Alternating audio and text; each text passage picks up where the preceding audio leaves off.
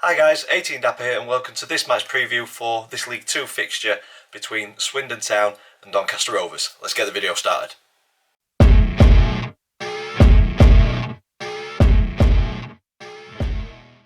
So guys, welcome to this match preview. Doncaster Rovers travelling to Swindon Town in this League 2 fixture towards the playoff picture potentially. If you're an existing subscriber, thank you so much for sticking around on the channel and supporting the channel. It's greatly appreciated. We're on our way to 3,000 subscribers, so if this video has brought you to the channel and you're yet to subscribe, please consider clicking the button so you don't miss any future content. If this is the video that's brought you to the channel, this is the format that we go through match previews. We'll look at previous meetings between the two clubs, we'll look at current form across all competitions. I choose a Doncaster Rovers player to say a few words about, and then I also give my opinion on Swindon Town's player to watch in this fixture. And then we finish the video off with three predictions. It's the predicted team lineup thanks to FanHub. The predictions league table that me and the family do, there is change in that one for the first time in what seems to be forever. And then the all important score prediction at the very end. So without further ado, let's get into previous meetings. Swindon and Donny have faced off a total of 27 times in our history, so we've not met too many times to say how long both teams have been around. Rovers winning 11 occasions, we've shared the spoils on 10, and Swindon have won 6 of the 27 meetings. When we drill down into our more recent 5 fixtures though, we go back to 2015 in League 1, and it was a 2-2 draw at the Keepmoat Stadium, and then the return fixture in 2016 was a 2-0 away defeat. So hopefully it's not that scoreline tomorrow.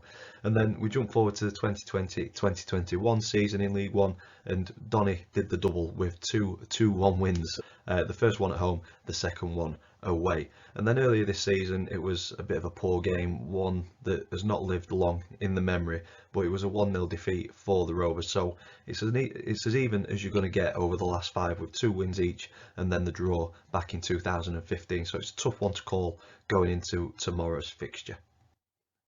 Current form, again, makes it tough to call. Both teams relatively inconsistent. You look at the Rovers last 5, we've got a win either side of 3 defeats in the middle. We stopped the rot midweek. Swindon on the other hand really hit and miss, with a win, a defeat, another win, a draw, and then a defeat last time out.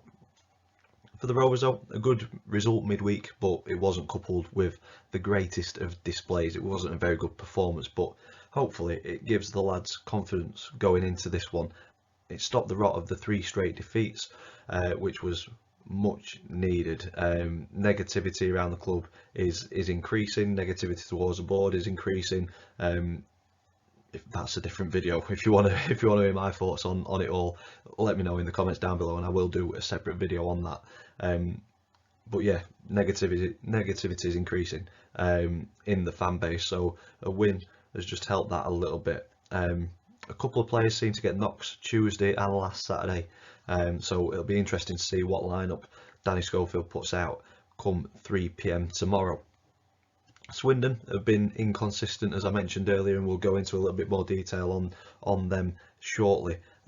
Donny, we've been as inconsistent, if not worse, this season, but we find ourselves within touching distance of the playoffs, a couple of points off of the top 7, with a defining few games coming up over the next couple of weeks, starting with Swindon. Then we've got Barrow, who are, I think they're 1 place above us on Tuesday.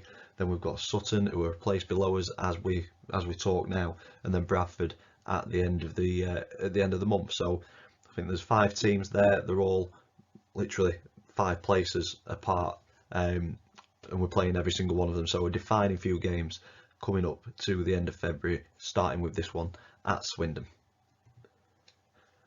Swindon currently positioned just outside of the top 7 in 8th, and it's only goal difference which is keeping them out. So I think they'll be looking for another big home win, similar to that one that we saw them do against Grimsby. The red card I think helped in that, but a 5-0 win against Grimsby midway through January, they'll be looking to replicate that tomorrow against us.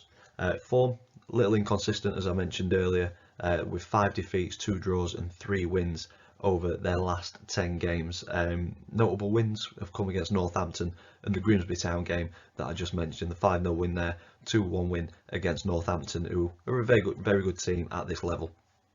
Notable defeats though, I think we've got to mention Crawley, Crewe, Colchester and Newport, 4 defeats out of the 5 in the last 10 games are against teams who are in lowly positions in the league. So I think it shows that there's vulnerabilities there that we could get at, but the win against Northampton and the 5-0 against Grimsby, I think it purely depends what Swindon Town team turns up and what Doncaster Rovers team turns up as well. We've seen good performance against Carlisle, which was matched with the result. We've seen poor performances which have been matched with poor results, and then Tuesday we saw a poor performance with a positive result. So literally, we just don't know what we're going to get on a game-to-game basis at the moment. And that kind of covers my last point there. Although Swindon are hit and miss, I think we need to be on top form to get anything from tomorrow's game. On to player profile. For this video I've gone with Charlie Lakin, 23 years old, centre midfield, on loan from Burton, and for me fairly impressive from what I've seen of him. Only saw him against Hartlepool and Tranmere midweek. I think he was okay against Hartlepool. He came on fairly late on, didn't really get much opportunity to impact the game, but he played from the start against Tranmere, and I thought he was tenacious. I thought he's showing the qualities that we lack in our midfield at the minute. And for me, I think he got quite a bit of hammer as a signing from somebody from Burton who couldn't get into the Burton team. We signed him on loan, and I think a few fans were disappointed with the signing, but I think he's showing the qualities that he does have, and like I say, I think he's fit into the midfield really well, showing that tenacity, showing that desire to get stuck in. I thought he did very well against Tranmere to win the ball high up the pitch, and it was a lovely through ball to Kyle Hurst who dispatched the chance like a seasoned striker. So welcome to the club, Charlie.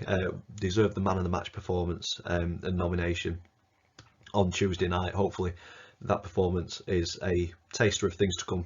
Long may it continue. So Charlie Lakin hopefully does another decent performance in tomorrow's fixture. Moving on to the one to watch, as you can see, it is Jacob Wakeling for Swindon. I was torn with this one. There's so many to choose from. You've obviously got Charlie Austin, who needs no introductions to anybody who's watched lower league football, even higher level. Charlie's done the business. You've also got Johnny Williams, brilliant player on his day, and Luke Jeffcott on loan from Plymouth, who has had a pretty good season. But I've gone with Jacob Wakeling because I think he's got youth on his side. I think he's got bags of potential, and he's having a really good season. 29 appearances, 5 goals, 5 assists. I think he's there or thereabouts the top goal contributor at Swindon with 5 goals and 5 assists. So I think there's obviously players other than Jacob to watch out for, but I think he's their creative spark at the minute. So my one to watch is Jacob Wakeling, but as I always say, you know your club much better than what I do. So if there is somebody else, get them in the comments down below and educate me a little bit. On to the predicted team lineup. This is thanks to FanHub. If you've not downloaded the app yet, please go ahead and do so. You can earn online currency. I've just spent some of mine on an away shirt. Hopefully it comes and you'll see me wearing it. Beautiful. Didn't cost me a penny because of supporting my team. You get rewarded for supporting your team. One of the features on the app is the predicted team lineup. So I have gone with similar formation. As I say, it's tough to see who's going to be playing because of the knocks that we've potentially had. But this is what I'm going with. Mitchell in goal, a back three of Williams, Anderson and Oluwu. Tommy Rowe limped off. We'll see how he does. I think potentially he could make the starting 11, but I've got to go with what I think. Right back of James Brown, left back of James Maxwell. Midfield 3 of Ben Close, Charlie Lakin and Kyle Hurst just in front. We definitely know Biggins isn't going to make this game, which is a big loss in my opinion. But that midfield 3 isn't too bad. I'm going to up top with George Miller and Caelan Lavery. So that's my predicted team lineup for tomorrow's fixture. Hopefully it's an 11 that gets us some points. Moving on to the predictions league table. So if you're new to this, me and the family predict the scoreline for every single league game. If we get it spot on, we get 3 points. If we get the outcome of the game right but not the scoreline, we get 1 point. If we get it completely wrong, we get no points. I went with a defeat on Tuesday, my dad went with a draw, so we get no points in this one. Chris went with a 2-0, Max went with a 2-1, so Chris gets 3 points, Max gets 1, and that pulls Chris onto top of the table. It's his birthday this week as well, so pretty decent birthday. A 2-0 win, top of the predictions league table on 19 points. Max is joint on 19 points as well. Dad in third on 11, and I'm miles behind now, aren't I? On fourth on 10 points, so I think I'm out of this one. And that takes me on to my score predictions. So if you're a regular on the channel, you know that I'll always predict with my head and not my heart. If it was heart, it's a win every single game. But with this one, the inconsistencies that both teams have, I think the home advantage will tell in this one. And I'm going with a narrow 2-1 defeat. I think it'll be a competitive game. I think it's two teams who are trying to get into the playoffs, so I think it will be a close encounter. I don't think it'll be the 5-0 that they got against Grimsby, but I think they will beat us on the day. Quality of Charlie Austin will probably shine through. I think I'm going with a 2-1 to Swindon in this one. And that's where I'm going to leave it. If you've enjoyed it, please stick a big thumbs up on it for us, please. Comments in the section down below. Subscribe if you haven't already. As always, thank you for watching, and I will see you in the next one.